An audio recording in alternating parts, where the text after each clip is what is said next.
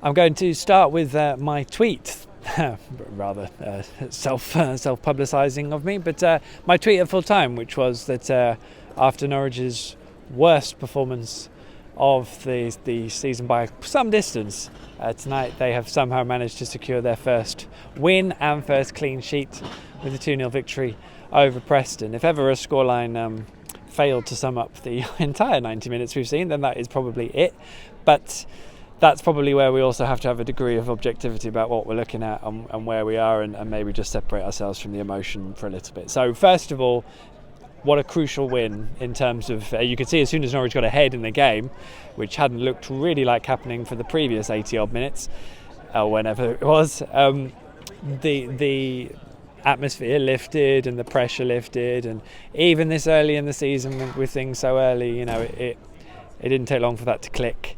And let's be honest, Carrow Road was quite fractious, so there's clearly a lot of hangover from last year and last season, and some will feel that's perfectly justified. It certainly was with the state of some of the first half play going forwards especially. So that is a legacy that Norwich are going to have to battle with, and they're going to need to do well this year to fight against that and to establish a bit more balance in terms of the feeling around the place. And that's kind of a bridge to build, really, for Daniel Farke, for the first team squad, and for the side going forwards. That's a credit to Carrow Road, I thought, because in general, certainly in the first half, they stayed patient and they managed to stir themselves into song. And it wasn't really until midway through the second half that it got really angsty, and by which point Norwich were really, really struggling.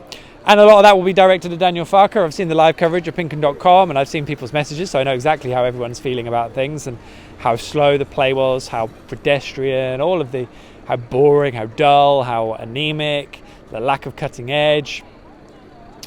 And you know what? I mean, the way they were playing in the first half, you couldn't really complain with it. And I think even Daniel would say that they were pretty shocking going forwards. And in fairness, he wasn't happy with some of the stuff he was seeing either. So credit here that it's worth saying that in the first half, Preston, Alex Neil set up very, not particularly spectacularly, but very cleverly, in that they put a kind of a 4-man block in front of City's backline, so they could play it amongst themselves but couldn't actually get into midfield to move the play any higher up the pitch. So it was causing Norwich to lose the ball in their own half, and Preston could build from there. Really simple block, but it was really effective.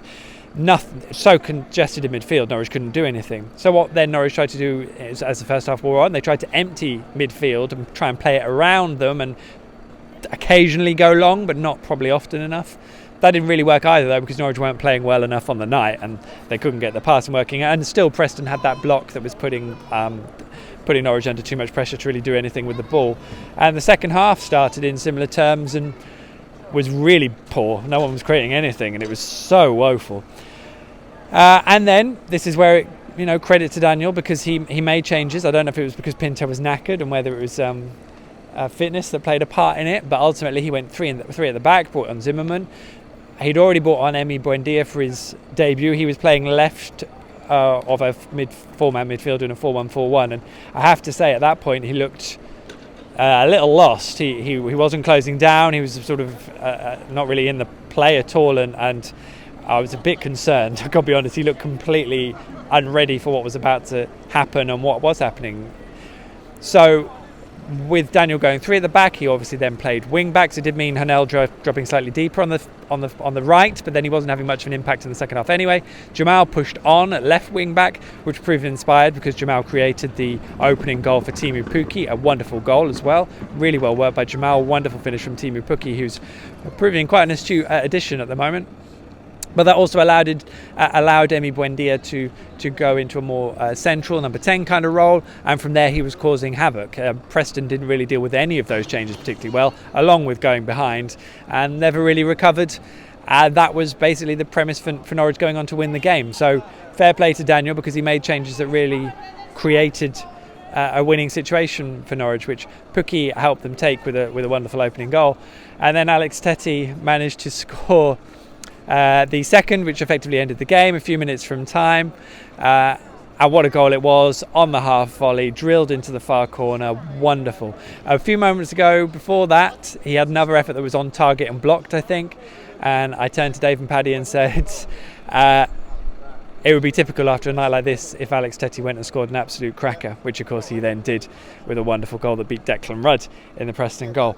It has to be said, Alex Tettey was pretty awful tonight, and normally I'd feel that's harsh but true, but we've just spoken to Alex Tettey, who came out and said exactly that. In fact, he wasn't even particularly happy with his goal because he was so poor tonight. Poor wasn't the word he used. The word he used sounded a bit like shot, and he used it several times, and he said it himself. He was so frustrated. He still is now, probably still is now while I'm recording it, while you're watching it, with his performance, how poor he was, probably his worst performance in a yellow shirt, and admitted that he's playing out his pre-season basically in the Championship, and he's not only that, he's played 2 games in the space of a few days when he doesn't really, he said it himself, he doesn't really do midweek games, and I wasn't really expecting him to start tonight. So, it's just remarkable we're put out here to analyse these things, whereas ultimately such fine margins and unique situations just pop up and make such a difference to everything. It's so hard for me to stand here and pontificate about the deep tactical analysis when it comes down to just spectacular moments that make such a remarkable impact on things. It must be said that this lorry behind me is making such a fiasco of reversing out. It's a bit like Norwich's performance tonight, but there we go. I'm sure they'll get out, just like Norwich managed to pick up their 3 points, which they have done. It does make the early table look a little less desperate than it was, because I'd be lying if I said that this Carrow Road didn't feel the pressure this afternoon. I think that's going to get relieved a little bit with, of course, Leeds. I don't know if they're still the leaders, but certainly high-flying 100%ers Leeds United here with Marcelo Bielsa on Saturday. That will be a really interesting game to see how Norwich deal with that. So clearly there was a bit of pressure as you get at this stage of the season with Norwich not picking up maybe the points they want. So it'll be interesting how things go on Saturday, when I guess most people will consider them the underdogs, and how Norwich deal with that. In some bizarre fashions, it may well suit them better. And actually, reviewing it now, although Norwich were abysmal going forwards for a lot of the game, defensively they were pretty secure, and it was probably a deserved clean sheet in the end in terms of how they played without. Let's be honest, they were so poor at the back in terms of creating pressure for themselves as well. They kind of defended chances, but in terms of general play, sort of beyond 20 yards from the box, it was pretty abysmal. So there we go. Really positive signs from Emi Buendia. I'm looking forward to seeing much more of him, especially once he gets up to speed. Jamal Lewis again did really well for creating the goal, and actually played really well again tonight, and it's good to see him slotting back in. And we'll see what kind of side Norwich put out on Saturday when it's Leeds, because Daniel's going to have a few decisions to make, and we're getting to the point now where people are a bit out of form, some others are in, and there'll be some interesting decisions in terms of, Ben Marshall got pulled off today and he desired effective in playing higher up the pitch, but it just did not work, and the supply line was pretty poor. So decisions to be made, but at least we can now make all those decisions with 3 points in the bag. Thank goodness for that. Hopefully we'll get a game that's more easily analysable come Saturday. Anyway, much more reaction and analysis, of course, PinkUn.com.